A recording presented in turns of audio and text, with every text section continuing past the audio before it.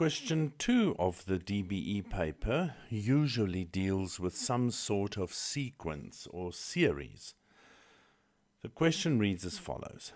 2.2, given the quadratic number pattern. Now they give it to us as -3, 6, then 27, and then 60. And that's enough for us to establish a pattern. What is happening to get from one term to the next? The first question they ask is determine the general term in the pattern in the form Tn equals An squared plus Bn plus C. Now folks, that's for 4 marks. I always start this question by analyzing the differences. So that's the first thing under tips, is analyze the sequence. What do I mean? Well, look for differences. You'll have, because this is a quadratic number pattern, you'll have a first difference. Some textbooks call it a first order difference, and we'll have a second difference. Now that means the difference of the difference. Let's see, what do we do? We start off and we say -3, then I have 6, then I have 27, and then I have a beautiful 60. Now those are the first 4 terms that they gave me. Now folks, that is enough for me to establish what is happening in the sequence. Let's have a look. If I look at the difference between the terms, the difference between -3 and 6, I ask myself, what must I add to -3 to get to 6? And that difference is indeed a 9. What do I add to get from 6 to 27? Wow, that's a big jump. That's 21. If I want to get from 27 to 60, it's even a bigger jump. That is 33. So, not the same. Now, this is what we refer to as the first order difference, or the first difference. It is not constant. Okay, so that shows me that this is a quadratic number pattern. Okay, let's see for the second layer, the second difference. From 9 to 21, well, I need to add 12. If I want to get from 21 to 33, well, I need to add another 12. And there it is confirmed. The second order difference is constant. So it is a quadratic. So I can immediately say, now remember, this is stuff that you need to know. So the A value, I'm putting this on the sketchpad for you to not forget. The A value is that second difference that you found halved. So the value for A in this sequence Tn is An squared plus Bn plus C. That A value is indeed 12 over 2, which is 6. Now I'm going to do something very important.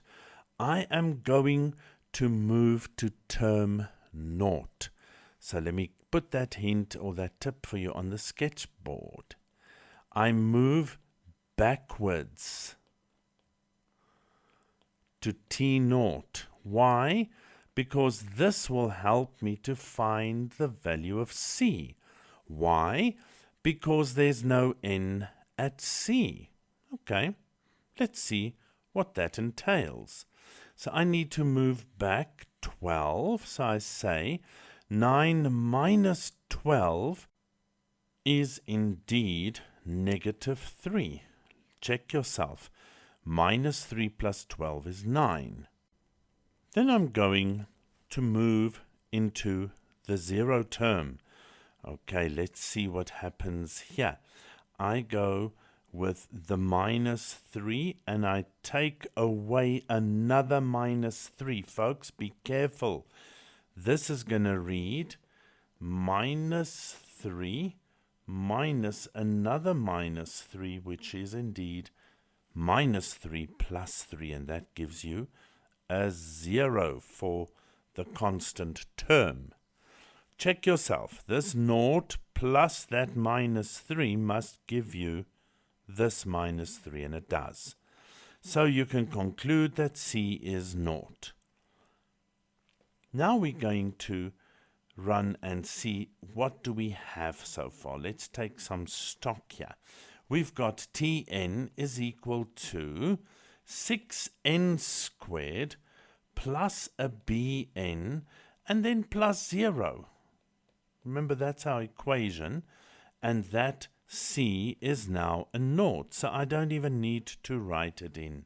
Let's just remove it, and let's continue to do inspection to find the value of B. I'm now going to zoom into B of n. Well, what do I have to do that with? Well, you've got term naught, which you've already used.